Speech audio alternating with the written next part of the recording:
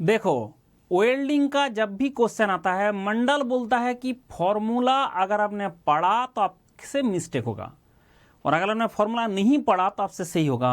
यही क्वेश्चन है कि अगर वोल्टेज आपका 20 वोल्ट है और करंट आपका 150 एम्पियर दे दिया गया, तो भाई तुम्हारे तो V इंटू आई इतना पावर आपने दे ही रहे हो।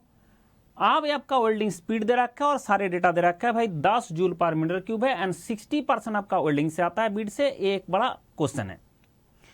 अब सवाल है कि आपका बोला जा रहा है फिलर रॉड का फीड रेट कितना होगा। तो थोड़ा सा मंडल बोलता है कि हर चीज में ध्यान रखे, ऐसा ऐसा क्वेश्चन सिर्फ मंडल ही कराता रहता है। एंड अगर आपके पास देखोगे, बोला सर कैसे बोलता रहता है, देख लो बेटा, आपका स्लाइड नंबर 147, ठीक है, आप देख लो स्लाइड नंबर 147, ये मेंटेनेंस का फॉर्मूला था।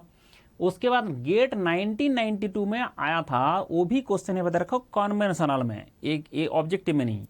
फिर आपका पीआई ब्रांच का क्वेश्चन, इसका सिमिलर जो है पीआई ब्रांच का क्वेश्चन, यही टाइप का क्वेश्चन आया था, वो दे रखा है। सिर्फ डेटा चेंज हो गया, सिर्फ डेटा चेंज हो गया। उसके बाद यहाँ पे जाके आपका आईएएस 2019 प्रीलिम्स, आईएएस 2019 प्रीलिम्स का क्वेश्चन आया था, वो भी दे रखा हूँ। देखो, यही चीज है जो आपको डिफरेंशिएट क्रिएट करता है कि आपको मंडल का दीनी इलाज से कभी बाहर नहीं जाना पड़ता है। अब चलो देखते हैं कि सर वीडियो से क्वेश्चन सॉल्व करा सकते हो क्या? करा के दिखाता हूं। ये सारे वीडियो आपको दिखा था मैं, आर्क वेल्डिंग का वीडियो से क्वेश्चन सॉल्व करके दिखाता हूं आपको। तो ये हमारा आर्क वेल्डिंग हो रहा है और ये हमारा इलेक्ट्रोड है और यहाँ पे हमारा मेटल जा रहा है। ये हमारा इलेक्ट्रोड है, हमारा मेटल जा रहा है, ये आपका खेल है, ठीक है। इस खेल में 1 सेकंड में क्वेश्चन कैसे सॉल्व होगा, देखो इसी खेल में 1 सेकंड में कैसे क्वेश्चन सॉल्व होगा। और आपको मैंने करा भी चुका हूं, जो हमारा क्लास है उसमें देख लो सारे। मैंने बोला फॉर्मूला का हमें जरूरत ही नहीं है। बोला सर आपने जो बिजली दिया, मैं थोड़ा सा बोर्ड ऑन कर लेता हूं, या आपने जो इलेक्ट्रिसिटी सप्लाई दिया वो कितना दिया? आपने इलेक्ट्रिसिटी सप्लाई दिया यहां से V इंटू आई इतना इलेक्ट्रिसिटी सप्लाई दिया। अब ये चारों तरफ से हीट डिसिपेट हो रहा है, कितना %? बोला सर इसमें जो डिसिपेट हो गया कुछ होने के बाद हमें हीट ट्रांसफर का जो फैक्टर बोला है वो बोला 0.7, मतलब इसका 0.7 ऑफ हीट इसको मेटल को मिला, जो हमारा मेल्टिंग होकर यहाँ पे नीचे वाला मेटल है। नीचे मतलब आपका क्या है, that is the base metal जिसको हमें वेल्डिंग करना है। अब जाके बोला sir heat melting efficiency, melting factor 0.6 into 0.6 कर दो, ये आपका मेल्टिंग फैक्टर। तो ये आपका जो है इतना अमाउंट ऑफ हीट आपका टोटल इस सिस्टम में है। तो आपका 30% हीट ऐसे ऐसे बाहर चला गया और इतना % हीट हमारा सिस्टम में, पूरा सिस्टम में। बोला ये मेटल को मेल्ट करा रहा है। अब क्वेश्चन में बोल रहा है कि भाई 60% आपका ये यहां से आ रहा है और 40% वो मेल्ट हो रहा है। अब इसमें कुछ स्टूडेंट इसमें पगला गया एग्जाम सेंटर में कि ये दोनों मेटल शायद अलग होगा। बेटा तो वेल्डिंग उसका नाम ही नहीं होगा। अगर कोई फिलर मेटल से वेल्डिंग कर रहा है और वो अगर अलग मेटल हो गया तो उसका नाम वेल्डिंग नहीं, उसका नाम ब्रेजिंग, सोल्डरिंग ऐसे होता है। तो फिलर मेटल नहीं होगा। अगर दो मेटल को वेल्डिंग करता है अलग मेटल को, जैसे हमने दूसरा कुछ फ्रिक्शन वेल्डिंग में कर सकता है, लेकिन उसमें अंदर में कोई दूसरा मतलब फिलर मेटल नहीं हो सकता। फिलर मेटल अगर होगा तो सेम कॉम्बिनेशन का होता है। इसका मतलब इसका कॉम्बिनेशन सेम है। अब सवाल है कि इसका कितना आ रहा है ना, इसका आ रहा है 40% और इसका कितना आ रहा है 60%। तो ये जो इलेक्ट्रोड है, इस इलेक्ट्रोड का आपका क्रॉस सेक्शन एरिया कितना है?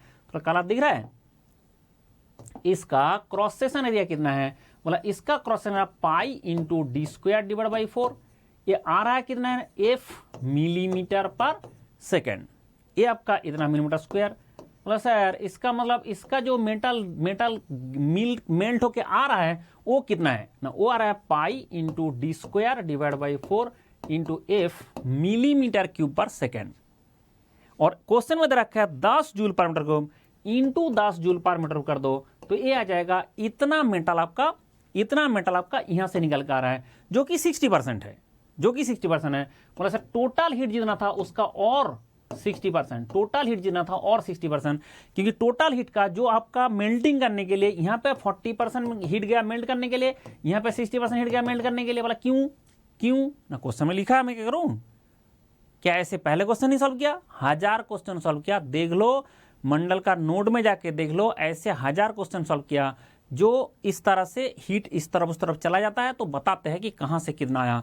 तो ये जो सेम कॉम्पोजिशन है ये ध्यान रखे। एंड उसके बाद आपका यहाँ पे V इंटू आई इंटू 0.7 इंटू 0.6, ओहो कलर थोड़ा चेंज करता हूँ, अच्छा ब्यूटीफुल कलर दे देता है पिंक। तो आपका V इंटू आई इंटू 0.7 इंटू 0.6 इंटू 0.6 जैसे किया। ये डायमीटर आपको गिवन था 3 मिलीमीटर, आई थिंक डायमीटर आपका जो गिवन था उसमें diameter is 3 millimetre, yes diameter is 3 millimetre. तो इसका डायमीटर 3 मिलीमीटर है, 3 पुट कर दो, फिर आपको एफ डायरेक्टली आ जाएगा, एनओ मिलीमीटर पर सेकंड में आएगा। कितना रहा है ना 10.695, तो आपका एफ आ जा रहा है that is equal to 10.695 millimetre per second.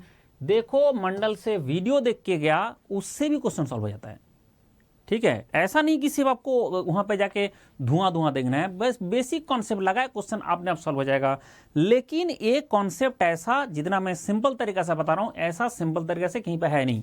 सिर्फ मंडल ने पढ़ाया था कि आपको विदाउट एनी फॉर्मूला कैसे क्वेश्चन सॉल्व करना है। फॉर्मूला हमें रखना ही नहीं है। जितना एनर्जी दिया था उसका 70% हमारा 30% निकल गया, उसके बाद 60% हमारा जो है मेंटेन करने के लिए आया, बाकी कंडक्शन होकर चला गया, उसका 60% इधर आया और 40% इधर आया, बस खेल खत्म। आपका कितना मेटल आ रहा है, इतना 1 मिलीमीटर क्यूब को जूल ये करने के लिए 10 जूल पर मीटर क्यूब है, तो ये आपका मिलीमीटर क्यूब पर सेकंड, 1 जूल पर मीटर, तो इधर में वाट हो गया, इधर में वाट हो गया, खेल खत्म।